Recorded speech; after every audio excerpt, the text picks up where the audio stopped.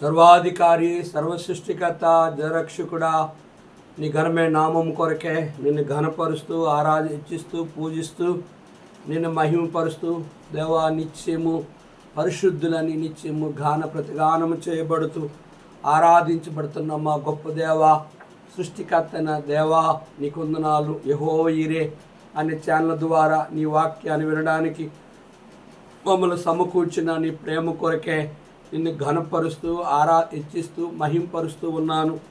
జనము భారతదేశంలో ఉన్న మరణాలు, దేవా గృహాల్లో ఉన్న దేవా పరిస్థితుల నుంచి నీ ప్రజలని సంరక్షించు. దీర్ఘకాల వ్యాధులతో అయా ఉంటున్న ప్రజలను అయా స్వస్థపరచు.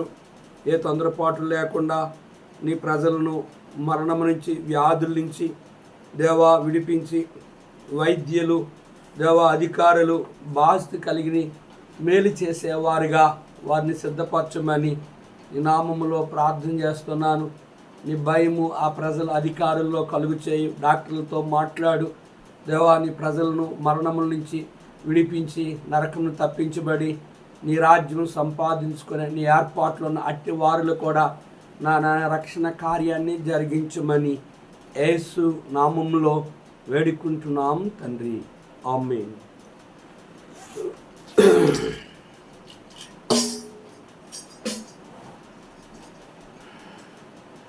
యేసుని నమ్మిడి వారు ఆయన ఉచిత కృపతో నీతిమంతులయ్యెదరు. యేసుని నమ్మిడి వారు ఖర్జూరపు చెట్టు వలె మోవేయుచుండెదరు. ఖర్జూరపు చెట్టు వలె మోవేయుచుండెదరు. ఖర్జూరపు మాటలతో రక్షణకై స్తుతించెదరు. ఖర్జూరపు మాటలతో రక్షణకై స్తుతించెదరు. యేసుని నమ్మిడి వారు ఆయన ఉచిత కృపతో నీతిమంతులయ్యెదరు. యేసుని నమ్మిడి వారు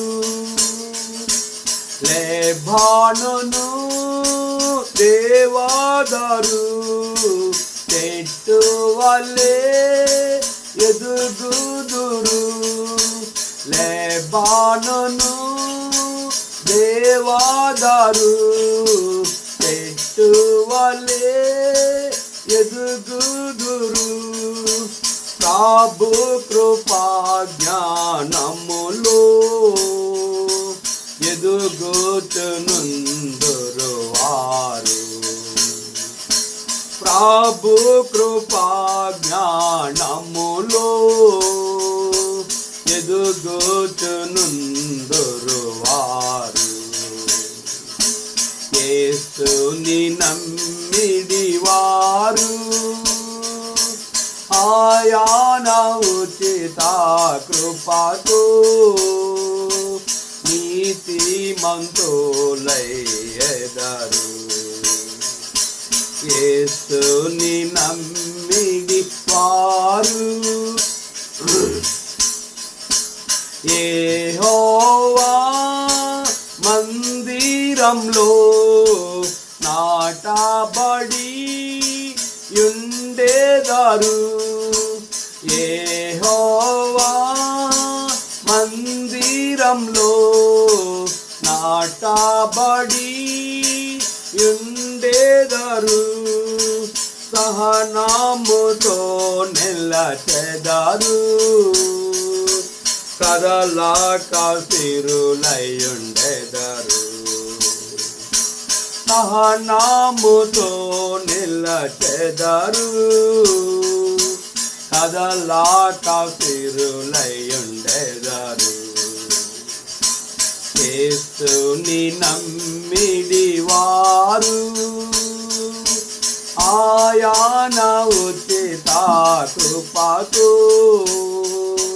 నీతిమంతులయ్యెదరు. యేసుని నమ్మిడి వారు దేవుని వరనాములో వర్ధిల్లుచుండెదరు.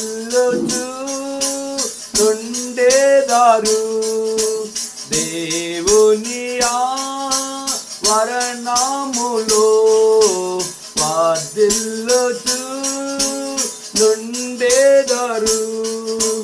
సేవింతురు తమ ప్రభుని, గణపరతురు నిరతంబు. సేవింతురు తమ ప్రభుని, ఘనపరతురు నిరతంబు. యేసుని నమ్మిడి వారు ఆయన ఉచిత కృపతో నీతిమంతులయ్యెదరు. యేసుని నమ్మిడి వారు ముసాలి స్థానంబున చిగురు పెట్టి పాలింతురు. వారు ముసాలి స్థానంబున చిగురు పెట్టి పాలింతురు. ప్రాసిద్ధు చేతురు ప్రభుని, యాదాదవంతుడు వనుచు. ప్రాసిద్ధి చేతురు ప్రభుని, యాదాదవంతుడవనుచు. యేసుని నమ్మిడి వారు ఆయన ఉచిత కృపతో నీతిమంతులయ్యెదరు. యేసుని నమ్మిడి వారు నీతికలో వాయోరను నాటబడి నావారులై. నీతికలో వాయోరను నాటబడి నావారులై. నేటి సారాము కలిగి పాచాగనుందురు వారు. ఏటి సారాము కలిగి పాచాగనుందురు వారు. యేసుని నమ్మిడి వారు ఆయన ఉచిత కృపతో నీతిమంతులయ్యెదరు. యేసుని నమ్మిడి వారు హల్లెలూయా పాట పాడి పల్లాబుని స్తుతింతురు. హల్లెలూయా పాట పాడి పల్లాబుని స్తుతింతురు. చల్లాని ప్రభురా కడకై మెల్లగా వేచి ఉండెదరు. చల్లాని ప్రభురా కడకై మెల్లగా వేచి ఉండెదరు. యేసుని నమ్మిడి వారు ఆయన ఉచిత కృపతో నీతి మంతులయ్యెదరు. యేసుని నమ్మిడి వారు.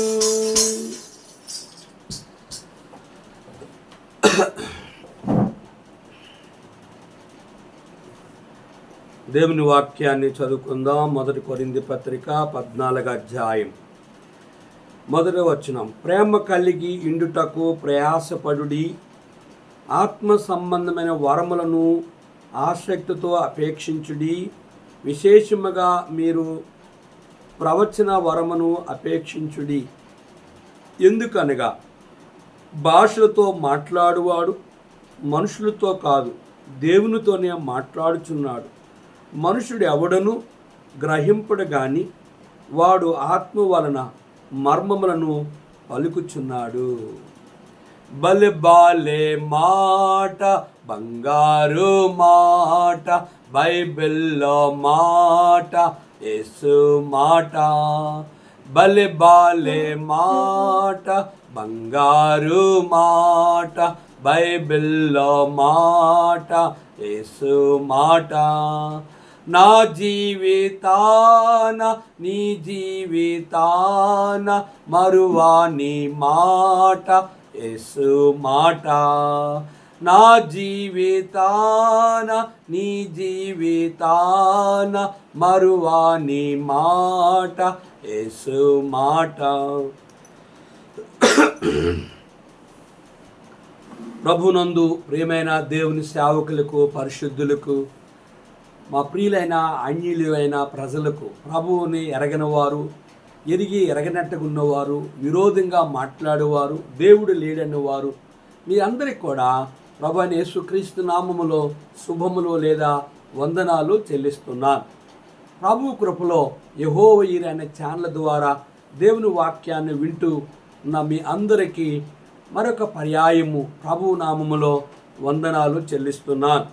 ఈ 1 కొరింథీ పత్రిక 14వ అధ్యాయంలో ఎపిసి చెరసాల్లో ఉన్న అపోస్తున్న పౌలు కనుక సంఘములో ఉన్న లోపములన్నీ సరిచేస్తూ ఈ కొరింథీ పత్రిక ఈ ఉత్తరం ద్వారా వారికి దేవుని యొక్క సంగతులు, పరలోకపు సంగతులు, సంఘములో ఏ రీతిగా ప్రభు కొరకు బ్రతకాలనేది పౌలు యొక్క ముఖ్య ఉద్దేశం.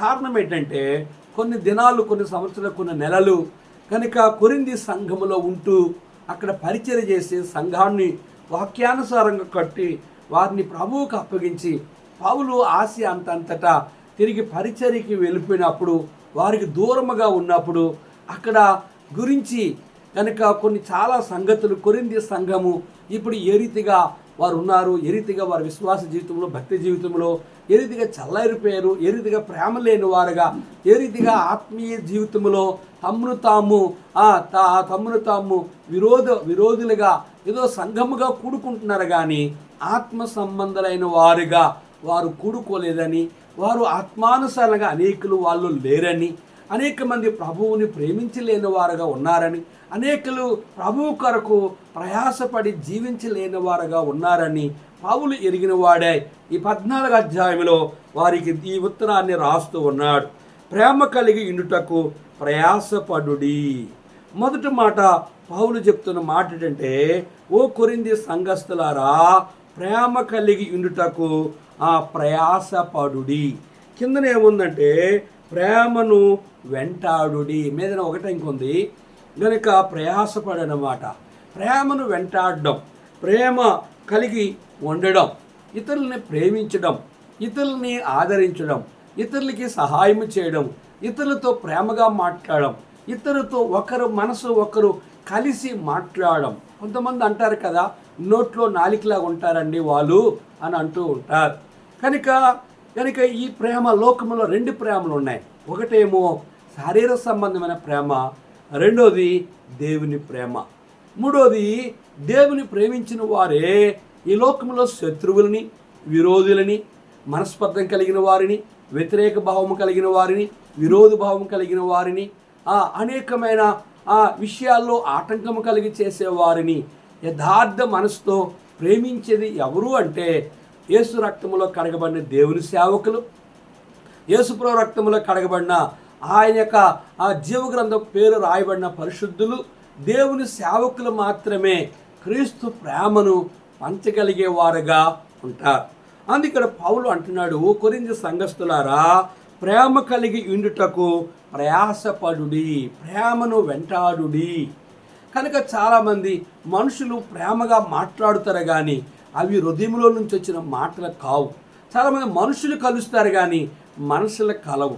చాలామంది ప్రేమను కనపరిచినట్లుగా వారు మాటలు, వారి పనులు, వారి క్రియలు, వారు చేసే వారు ఆలోచించే ఆలోచనలు, వారు మనిషితో కలిసి సహవాసం చేసినట్లుగా కొంత సమయం ఉంటారు కానీ వారి యొక్క రహస్యాలన్నీ కనుగోడానికే వారు వేషం వేసుకొని వారి దగ్గర నటన కలిగి ప్రేమ కలిగినట్లుగా నటిస్తారు కానీ అది నిజమైన ప్రేమ కాదు.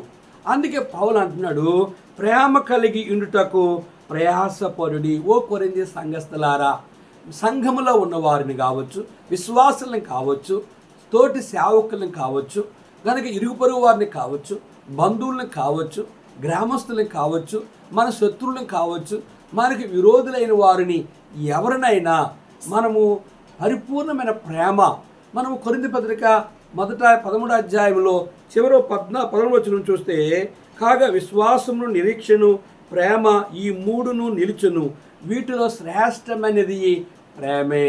అది ఏ ప్రేమ అంటే దేవుని ప్రేమ. ఆ ప్రేమ ఏమిటి? దేవుడు ఎట్లా ఒక మనిషిని ప్రేమిస్తాడంటే, దేవుడు లోకమును ఎంతో ప్రేమించును, కాగా ఆయన తన అద్వితీయ కుమారుని యందు విశ్వాసముంచు ప్రతివాడు నశింపక నిత్యజీవం పొందినట్లు ఆయన ఈ లోకానికి బలిపశువుగా వచ్చి, ఆయన లోకపాపను మోసుకొని పో దేవుని గొర్రెపిల్లగా వచ్చి సిలువలో బలి అయిపోయి తన రక్తము ద్వారా నిన్ను కడిగి నరకము నుంచి విడిపించి నిత్యరాజ్యమైన ఆ మోక్షములో తనతో పాటు ఉండాలని ఆయన నీ కొరకే తన రక్తాన్ని కాచాడు. తన రక్తముతో నేను కొనడానికి ఇష్టపడ్డాడు. అదే నిజమైన ప్రేమ. కనుక ప్రియ సహోదరి సహోదరుడా, కనుక ఇక్కడ మనం గమనించినట్లయితే రెండో విషయం గమనిస్తే, ఆత్మ సంబంధమైన వరములను ఆసక్తితో అపేక్షించుడి. కనుక ఈ భాగంలో రెండో మాట మనం గమనిస్తే, ఆత్మ సంబంధమైన వరములను ఆసక్తితో అపేక్షించుడి. ఆత్మ సంబంధమైన వరములు, ఆత్మ సంబంధమైన వరములు ఎవరు అపేక్షిస్తారు? ఎవరు వాటిని స్వీకరిస్తారు? ఎవరు వాటిని ప్రేమిస్తారు? ఎవరు వాటిని గైకొంటారు? ఎవరు ఆత్మ సంబంధమైన వరములు అంటే అర్థం ఏంటంటే కృపావరములు. మనం మొదటి కొరింథీ పత్రిక 12వ అధ్యాయంలో మనం చూస్తూ వచ్చాం. చూడండి, 12వ అధ్యాయం మొదటి వచనంలో, మరియు సహోదరులారా, ఆత్మ సంబంధమైన వరములను గూర్చి మీకు తెలియకుండుట నాకు ఇష్టం లేదు. 4వ వచనం, కృపావరములు నానా విధములుగా ఉన్నవి కానీ ఆత్మ ఒక్కడే, మరియు పరిచర్యలు నానా విధములుగా ఉన్నవి కానీ ప్రభువు ఒక్కడే. నానా విధములైన కార్యములు కలవగాని అందరిలోనూ అన్నిటినీ జరిగించు దేవుడు ఒక్కడే. ఆయనను అందరి ప్రయోజనము కొరకు ప్రతివానికి ఆత్మ ప్రత్యక్ష అనుగ్రహం పడుచున్నది. ఎలననగా ఒకనికి ఆత్మ మూలంగా బుద్ధివాక్యము, మరి ఒకనికి ఆత్మ వలన ఆత్మను అనుసరించి జ్ఞానవాక్యమును, మరి ఒకనికి ఆత్మ వలన వివేచన, ఆత్మ వలన విశ్వాసమును, మరి ఒకనికి ఆ ఒక్క ఆత్మ వలనే స్వస్థపరచు వరమును, మరి ఒకనికి అద్భుతములు చేయ శక్తియు, మరి ఒకనికి ప్రవచన వరములను, మరి ఒకనికి ఆత్మ వలన వివేచనయు, మరి ఒకనికి నానావిధ భాషలు, మరి ఒకనికి భాషలు అర్థము చెప్పే శక్తియు అనుగ్రహింపబడి ఉన్నవి. ఆయనను వీటన్నిటినీ ఆ ఆత్మ ఒక్కడే తన చిత్తము చొప్పున ప్రతివానికి ప్రత్యేకముగా పంచి ఇచ్చుచు కార్యసిద్ధి కలుగు చేయుచున్నాడు. ఇదే విషయాన్ని ఇంకా మనం గమనించినట్లయితే చూడండి, ఇక్కడ ఆ 10వ వచనంలో మనం చూసినట్లయితే ఇక్కడ 8వ వచనంలో కూడా ఉంది. మరియు దేవుడు సంఘములో మొదట కొందరిని అపోస్తులుగాను, పిమ్మట కొందరిని ప్రవక్తలుగాను, పిమ్మట కొందరిని బోధకులుగాను, అటు పిమ్మట కొందరిని అద్భుతం చేయవారును గాను, తరువాత కొందరిని స్వస్థపరచు కృపావరము గాను, కొందరిని ఉపకారము చేయవారును గాను, కొందరిని ప్రభుత్వము చేయవారును గాను, కొందరిని నానా భాష మాట్లాడువారుగా నియమించును. అందరూ అపోస్తల, అందరూ ప్రవక్తల, అందరూ బోధకుల, అందరూ అద్భుతం చేయవారా, అందరూ స్వస్థపరచు కృపావరము గలవారా, అందరూ భాషలతో మాట్లాడుచున్నారా, అందరూ ఆ భాషలు అర్థము చెప్పుచున్నారా? కృపావరములలో శ్రేష్టమైన వాటిని ఆసక్తితో అపేక్షించుడి. ఇదియుగాక సర్వోన్నతమైన మార్గమును మీకు చూపుచున్నాను. గమనించారా? సర్వోన్నతమైన మార్గమును మీకు చూపుచున్నాను. ఇక్కడ మా ఇన్ని వరాలు, కృపావరములలో శ్రేష్టమైన వాటిని ఆసక్తితో అపేక్షించుడి. గమనించారా?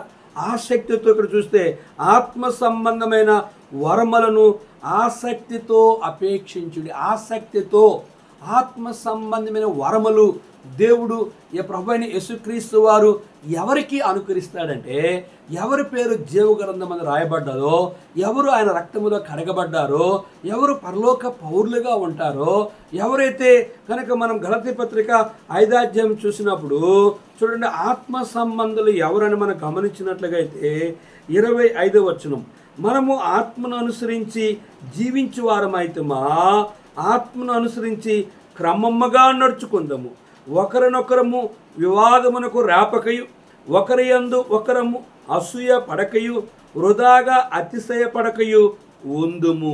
గమనించారా?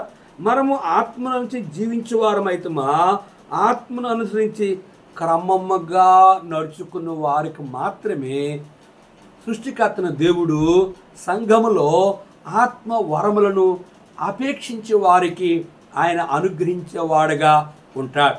కనుక మనం రోమపత్రిక 5వ అధ్యాయంలో మనం చూసినట్లయితే ఆ ఆత్మ ఎవరికి అనుగ్రహిస్తాడు అని మనం గమనిస్తే 9వ వచనంలో చూడండి, దేవుని ఆత్మ మీలో నివసించిన ఎడల మీరు ఆత్మ స్వభావం గల వారే కానీ శరీర స్వభావం గల వారు కారు.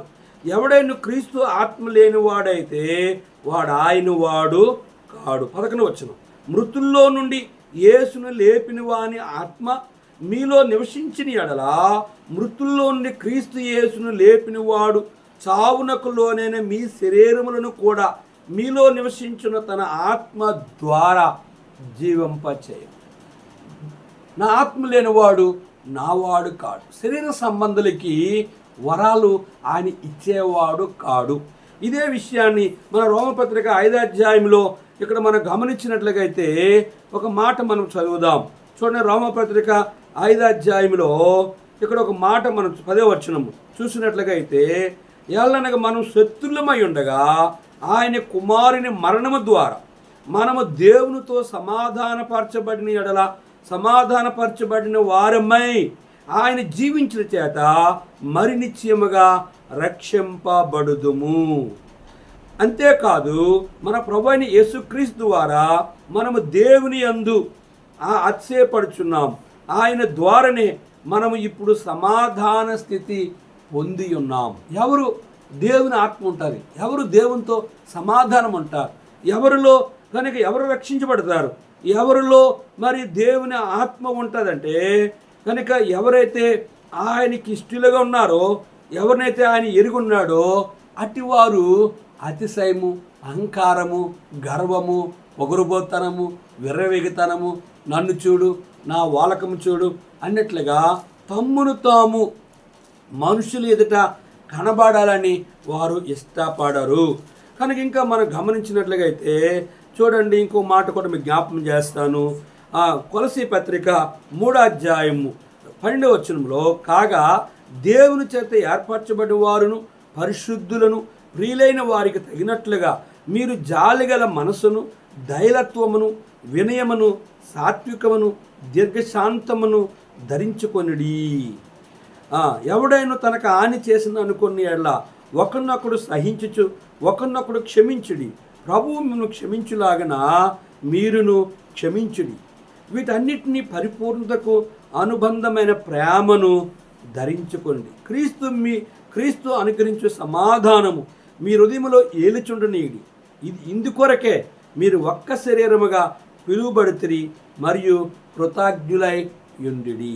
కనుక ఈ రీతిగా ఆత్మ సంబంధులైన వారే జీవితంలో ఏర్పరచబడిన వారు పరిశుద్ధులు, జాలిగల మనసు కలిగి, ధైర్యత్వం, వినయమును, సాత్వికమును, దీర్ఘశాంతము కలిగి, ఎవరి హాని చేసే వారిని క్షమించుతూ, కానీ ప్రభు వాళ్ళని క్షమించినట్లుగా వారు పరిపూర్ణమైన సమాధానం కలిగి, పరిపూర్ణమైన ప్రేమను కలిగి, క్రీస్తు అనుగ్రహించే సమాధానము వారు హృదయంలో ఏలిచుండే వారుగా ఉంటారు తప్ప వారి జీవితంలో కనుక వారి జీవితంలో శరీర సంబంధమైన వాటికి ఏ రూపములో వారు అవకాశము ఇవ్వరు.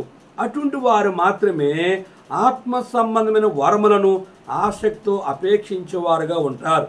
మూడో భాగం చూస్తే విశేషముగా మీరు ప్రవచన వరమును అపేక్షించుడి. కనుక అట్టి వారికి మాత్రం మొదటగా ప్రేమ కలిగి ఉండుటకు ప్రయాసపడేవారుగా ఉండాలని పౌలు కొరింథీ సంఘస్థను హెచ్చరిక చేస్తూ వచ్చాడు. రెండోది ఆత్మస్థమైన వరములను ఆసక్తితో మీరు ఆత్మస్థమైన వరములను మీరు కలిగి ఉండాలి. వాటిని అపేక్షించి వాటిని సంఘములో క్షేమాభివృద్ధి కలిగిన వారుగా మీరు ఆ వరములను అపేక్షించి అనుభవించేవారుగా ఉండాలన్నాడు. మూడోది విశేషముగా మీరు ప్రవచన వరములను అపేక్షించుడి. ప్రవచన వరములను మీరు అపేక్షించి ఓ కొరింథీ సంఘస్థులారా, మీరు మూడోది ఏమి కలిగి ఉండాలంటే ప్రవచన వరములను కూడా కలిగి ఉండాలి అని. ఎందుకు ఈ రీతిగా పౌలు కొరింథీ సంఘానికి ఒకటి ప్రేమ కలిగి ఉండుటకు ప్రయాసపడని చెప్పాడు. రెండోది ఆత్మ సంబంధమైన వరములను ఆసక్తితో మీరు అపేక్షించాలి అని చెప్తూ వచ్చాడు. మూడోది విశేషముగా మీరు ప్రవచన వరములను అపేక్షించుడి. ప్రవచన వరములను ప్రవచించడము అనేది అది ఏ కొద్ది మందికో ఏ ఒక్కరికో దేవుడు అనుగ్రహించేవాడుగా ఉంటాడు తప్ప అది అందరికీ ఆ ప్రవచన వరం అనేది అందరూ అనుభవించలేరు. మనము ఇక్కడ లేఖనంలో చూసినట్లయితే అపోస్తల కార్యం 2వ అధ్యాయంలో మనం గమనించినట్లయితే పేతురు వారి మధ్య జరగబోయే వాటిని గురించి తెలియచేస్తూ ఉన్నాడు. చూడండి, 1వ అధ్యాయము 15వ వచనములో ఆ కాలమందు ఇంచుమించు 120 మంది సహోదరులు కూడి ఉండగా పేతురు వారి మధ్య నిలిచి ఇట్లన్నాడు, సహోదరులారా, యేసుని పట్టుకున్న వారికి త్రావ చూపిన యోధాను గురించి పరిశుద్ధాత్మ దావీదు ద్వారా పూర్వం పలికిన లేఖనం నెరవేర్చవలసి ఉండును. అతడు మనలో ఒకడిగా ఎంచబడిన వాడే ఈ పరిచర్యలో పాలు పొందును. ఈ యోధ ద్రోహం వలన సంపాదన రోకలిచ్చి ఒక పొలము కొనును. అతడు తలక్రిందులుగా పడి నడిమికి బద్దలైనందున అతని పేగులన్నీ బయటకు వచ్చును. ఈ సంగతి యెరూషలేములో కాపురమున్న వారందరికీ తెలియవచ్చును గనుక వారి భాషలో ఆ పొలము అకెల్దామ అనబడి ఉన్నది. దానికి రక్తభూమి అని అర్థము.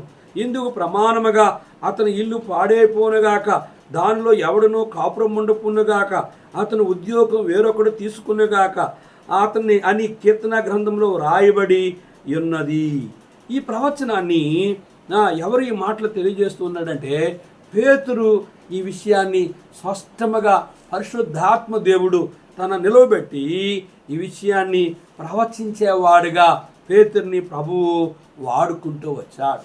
కనుక ప్రియ దేవుని సేవకుల్ని ఆయన ప్రవచన వరముతో నింపుతాడు, పరిశుద్ధులని ఆయన ప్రవచన వరముతో నింపు జరగబోయే సంగతులను తెలియచేసేవాడుగా ఉంటాడు. కనుక ఓ కొరింథీ సంఘస్థులారా, మీరు ప్రేమ కలిగి ఉండుటకు ప్రయాసపడుడి. రెండవది ఆత్మ సంబంధమైన వరములను ఆసక్తితో ఆత్మ సంబంధమైన వరములను మీరు కలిగి ఉండాలి. మూడోది విశేషముగా మీరు ప్రవచన వరమును అపేక్షించుడి. కనుక ప్రవచన వరములను మీరు అపేక్షించగలిగినప్పుడే మీలో శరీరం అనేది శరీరం మీలో చనిపోద్ది. కనుక మీరు అటుంటే ఆ సమయంలోనే మీరు ప్రేమ కలిగి ప్రభు కొరకు ప్రయాసపడి అనేక ఆత్మలు సంపాదించగలరు, సంఘాన్ని కట్టగలరు, ఒకరితో ఒకరు ఐక్యతగా సమాధానముగా ఉండగలరు అని పౌలు స్పష్టంగా చెప్తూ ఆ రోజుల్లో కాదు ఈ రోజుల్లో కూడా సంఘములో ప్రయాస లేదు, కనుక కష్టం లేదు, శ్రమలు లేవు, బాధలు లేవు. ఎన్నున్నప్పుడు కూడా ఒకరితో ఒకరు ప్రేమానురాగాలు లేని పరిస్థితులు ఆ రోజులు కాదు ఈ రోజులు కూడా సంఘాల్లో కనుక ప్రేమ లేని పరిస్థితులు మనం గమనిస్తూ ఉన్నాం. రెండోది చూస్తే ఆత్మస్థమైన వరములను ఆసక్తితో దేవుని కొరకు బ్రతకాలి, ఆత్మస్థమైన వరములు సంపాదించాలి. బ్రతుకుని క్రీస్తే చావైతే లాభము అని చెప్పి ఆత్మానుసారుల కంటే ఎక్కువగా శరీరానుసారులైన క్రైస్తవులుగా శరీరానుసారమైన పరిశుద్ధులుగా, శరీరానుసారమైన సేవకులుగా, ఏమి తిందుమా, ఏమి త్రాగుదుమా, ఏమి ధరించుకుందుమా, ఏమి సంపాదించుకుందుమా, ఎలా బ్రతుకుదుమా అని చెప్పి వీటి కొరకే ఆత్మ సంబంధమైన వరములను కోల్పోయిన పరిశుద్ధులు కనిపిస్తున్నారు, కోల్పోయిన సేవకులు కనిపిస్తున్నారు. మూడో చూస్తే విశేషముగా మీరు ప్రవచన వరములను అపేక్షించుడి. ప్రవచన వరములు జరగబోయే దానిని గనుక ప్రవచించేవారు నేటి దినాన్ని సంఘములో చాలా కొరతగా మనం గమనిస్తూ ఉన్నాం. కనుక ప్రియ సహోదరి, ఇక్కడ మనం గమనిస్తూ అపోస్తుల కార్యములో 16వ అధ్యాయంలో చూస్తే మరి దేవుని ఆత్మే ప్రవచించడం కాదు కానీ దెయ్యము కూడా ఇక్కడ ప్రవచించినట్లుగా జరగబోయే దాన్ని తెలియజేసినట్లుగా మనం చూస్తున్నాం. చూడండి అపోస్తుల కార్యం 16వ అధ్యాయంలో ఒక దెయ్యము ఏమని తెలియజేస్తూ ఉందో 16వ అధ్యాయం 16వ వచనం. మేము ప్రార్థనా స్థలమునకు వెళ్ళిచుండగా పుతోనైన దయ్యము పట్టినదై సోది చెప్పిడి చేత తన యజమానులకు బహు లాభము సంపాదించున్న ఒక చిన్నది మాకు ఎదురుగా వచ్చును. ఆమె పౌలును మమ్మును వెంబడించి, ఈ మనుషులు సర్వోన్నతుడైన దేవుని దాసులు, వీరు మీకు రక్షణ మార్గము ప్రచురించువారై ఉన్నారని కేకలు వేసి చెప్పెను. ఆమె ఇలాగూ అనేక దినములు చేయుచున్న గనుక పౌలు వ్యాకులపడి దానివైపు తిరిగి, నీవు ఈమెను వదులు పొమ్మని యేసుక్రీస్తు నామమున ఆజ్ఞాపించున్నానని ఆ దయ్యముతో చెప్పెను. వెంటనే అది ఆమెను వదిలిపోయెను. గమనించారా? పుతోనైన దయ్యము ఒక యవనస్తులైన అమ్మాయి మీద పడి ఆ అమ్మాయి ఏమి చెప్తుంది అని మనం గమనించినట్లుగైతే చూడండి, ఆమె ఏమి చెప్తుంది? పౌలు ఇక్కడ చూసినట్లుగైతే ఆ దయ్యము ఏమి చెప్తుంది? ఆమె పౌలును మమ్మును వెంబడించి, ఈ మనుషులు సర్వోన్నతమైన దేవుని దాసులు, వీరు మీకు రక్షణ మార్గం ప్రచురించేవారు ఉన్నారని కేకలు వేసి చెప్పాను. చూసారు, దయ్యము వీరు దేవుని సేవకులు, వీరు సర్వోన్నతమైన దేవుని దాసులు, వీరు మీకు రక్షణ మార్గం ప్రచురించేవారు ఉన్నారని చెప్పినప్పుడు పౌలు ఆమె వైపు తిరిగి వ్యాకులు పడి, నీవు ఈమెను వదులు పొమ్మని యేసుక్రీస్తు నామన ఆజ్ఞాపించున్నానని ఆ దయ్యమునకు ఆజ్ఞాపించినప్పుడు ఆ దయ్యము ఆ యవనరాలైన ఆ అమ్మాయిని విడిచి వెళ్ళిపోయినట్లుగా మనం గమనిస్తున్నాం. ప్రియా దేవుని సేవకులారా, పరిశుద్ధులారా, మన జీవితంలో దేవుని సంఘములో ఆత్మ సంబంధమైన దేవుని సేవకులుగా మనం ఉండాలి. ఆత్మ సంబంధమైన వరములను మనం కలిగిన వారుగా ఉండాలి.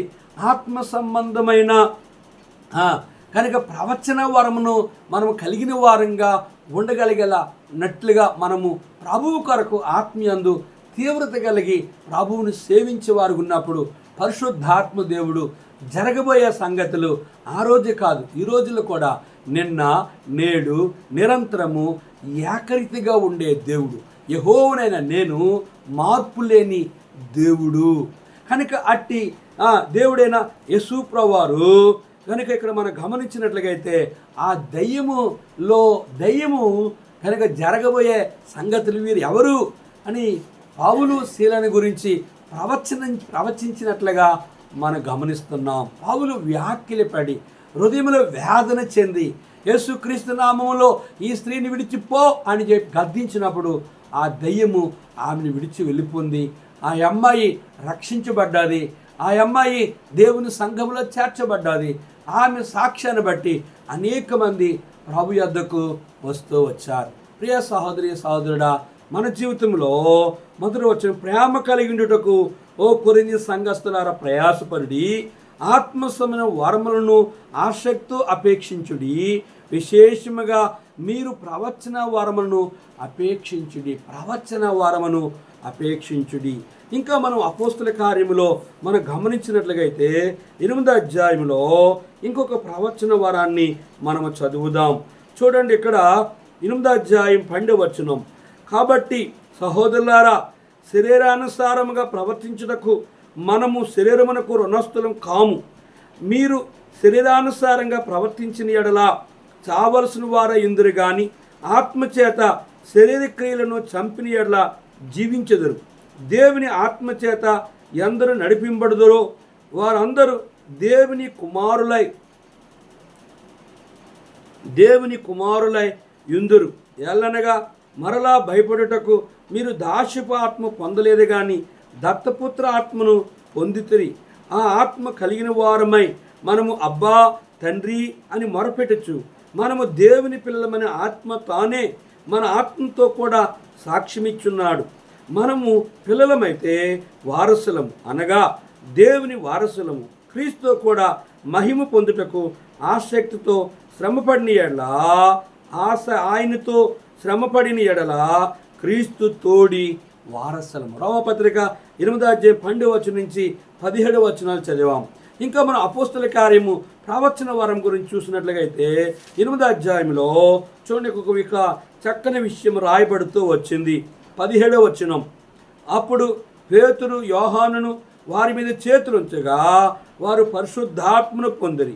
అపోస్తులు చేతులుంచటం వలన పరిశుద్ధాత్మ అనుగ్రహింపబడినని సీమోను చూచి వారి ఎదుట ద్రవ్యం పెట్టి, నేను ఎవరి మీద చేతులుంచుదునో వాడు పరిశుద్ధాత్మ పొందినట్లు ఈ అధికారం నాకు ఈడని అడిగను.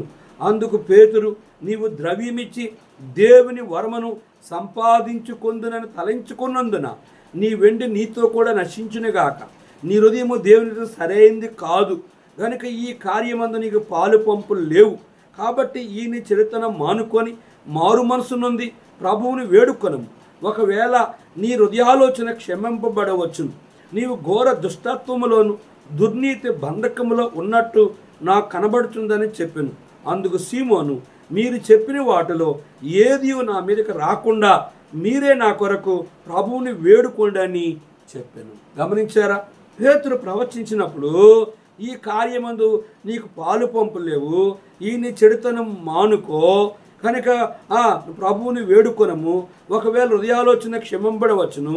ఘోర దుష్టత్వములో దుర్నీతి బంధకములో ఉన్నట్టు నాకు కనబడుతుందని చెప్పినప్పుడు నువ్వు పరిశుద్ధాత్మను నేను ఎవరి మీద చేతుల నుంచి ప్రార్థిస్తే వారు ఆ పరిశుద్ధాత్మ పొందినట్లు ఆ వరము నాకు ఇయ్యని చెప్పి ఈ గార్డీ సీమోను డబ్బును వెండిని పెట్టి పరిశుద్ధాత్మను కొనాలని ప్రయత్నం చేసినప్పుడు ఈ మాటలు పేతురు వారిని గద్దించి ఈ విషయం చెప్పినప్పుడు వెంటనే పరిశుద్ధాత్మకు విధేయ చూపిన వాడే ఇవి దేవుని సేవకుడైన పేతురు ద్వారా ప్రవచన వరముగా ఇతరు తెలియజేశాడని చెప్పి పేతురు కొరిని ఈ యొక్క నపం ఈ యొక్క వ్యక్తి ఈ యొక్క గార్డీ సీమను అంటుండే, అయ్యా మీరు చెప్పిన వాటిలో ఏది నా మీదకి రాకుండా మీరే నా కొరకు వేడుకోండి అని పశ్చాత్తాపడుతూ వచ్చాడు.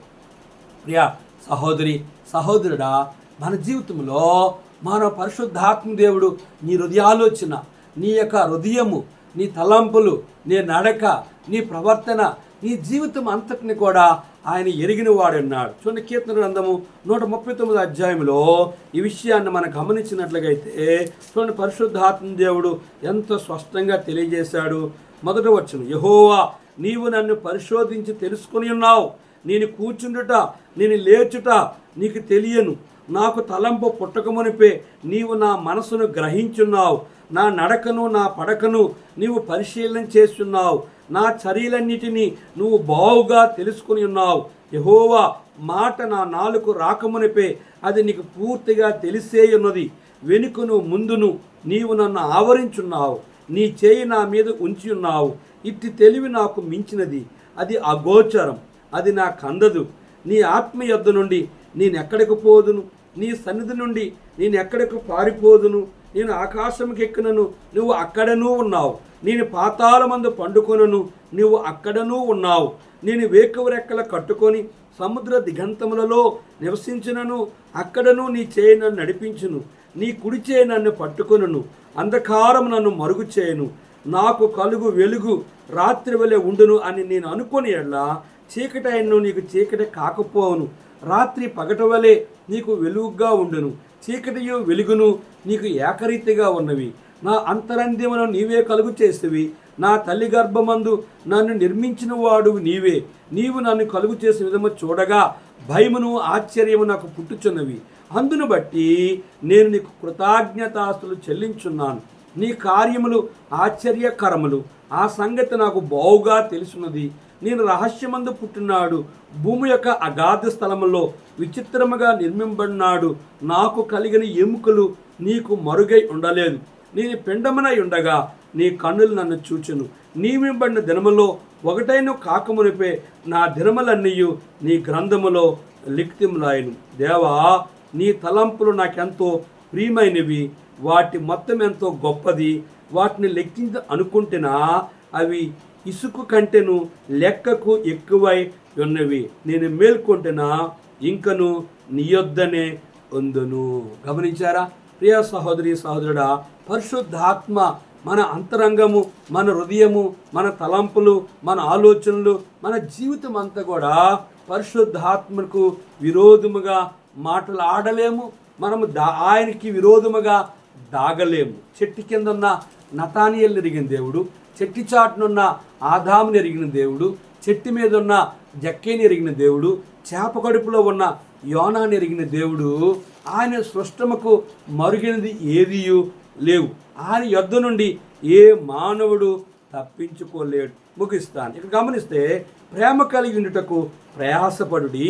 ఓ కొరింథీ సంఘస్థులారా, ఆత్మస్తున్న వరములను ఆసక్తితో అపేక్షించుడి. విశేషముగా మీరు ప్రవచన వరములను అపేక్షించుడి. ప్రవచన వరములను కనుక మీరు అనుభవించాలి.